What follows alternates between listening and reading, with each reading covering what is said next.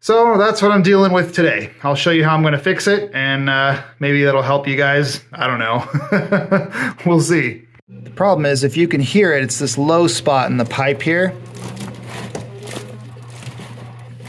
I don't know if you can hear it, but there's actually water in here, collecting in here. Now this pipe is quite long. It goes behind all the way back there, and then underneath the sink. So it's about, I'd say 10 feet out the back of that, with a few kinks.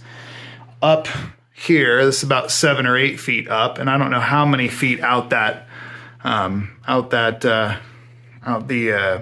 through the window there it is before it actually hits the vent. Kind of wild, this setup that they've had. We haven't noticed a problem with it until the last couple of months, which have been kind of rainy. Anyway, the first thing I'm doing is clearing a pathway out here, because I'm going to unplug it from the back of that, the dryer there, and it's going to run the water. There might be some water that runs out along this way into that drain over there, depending on how quickly I can get it emptied out. So I'm clearing off the floor. We have our, these are the sheets that we're going to be washing for our Airbnb that we've got. So we need to get this thing working so that we can dry them. There's already some in there that are waiting to get dried. So I unplugged the 220. Doesn't that feel good? Now I'm all safe, not going to get electrocuted, hopefully. Hooray. All right, I've unscrewed it.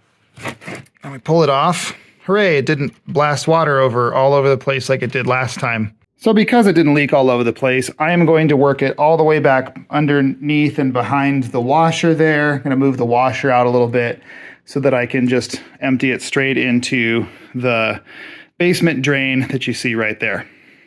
So now that I've got it kind of straightened out, I'm going to try and get the water from over there to come out through the end. Probably won't catch that on video, just know that that's what's happening. There's a bit of water stuck in there that I gotta kind of work out of the hose. The way I'm doing this is by lifting it up little by little and basically like rolling the water out, making sure it doesn't go back up the hose to where it'll get stuck again. Hey, look at that big old kink. Here it comes. Maybe. No. Come on out of there, water. I know you're there. There it is. Oh, that's beautiful. Look at all that nastiness. Looks like it's just wet lint, but hey, same difference. Oh yeah. Good stuff. It's like that hose just kind of spewed out that wet lint.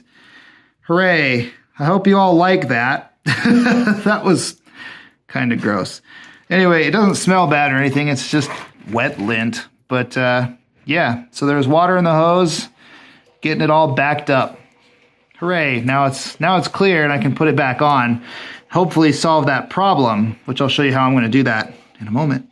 So high level, the way I'm going to solve this is by creating as few kinks as I can while moving this thing as straight as possible along the wall and into the back of the dryer. The principle here is that the fewer kinks that you have in your hose, the better that air is going to flow out of the dryer and out through the wall.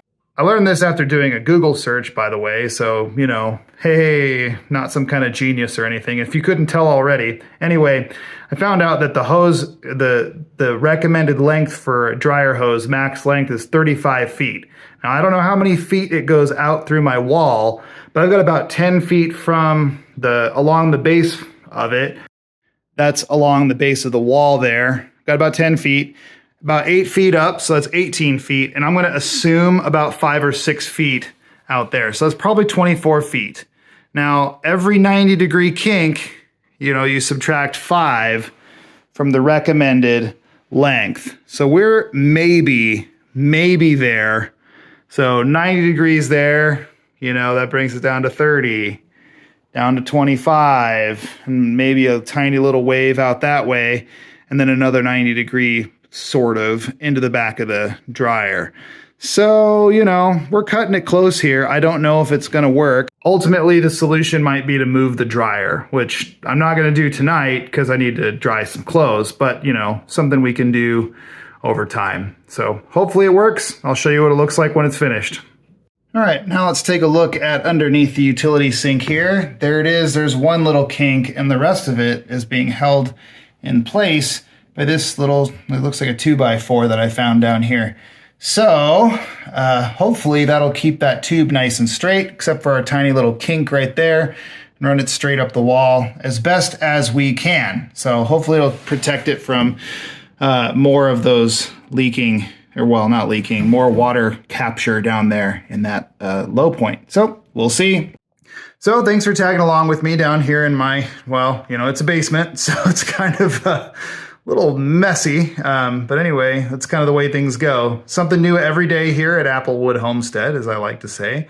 Thanks for tagging along. Anyway, like this video, subscribe if you want to see more of this kind of random stuff that I have to do every single day or every few days anyway.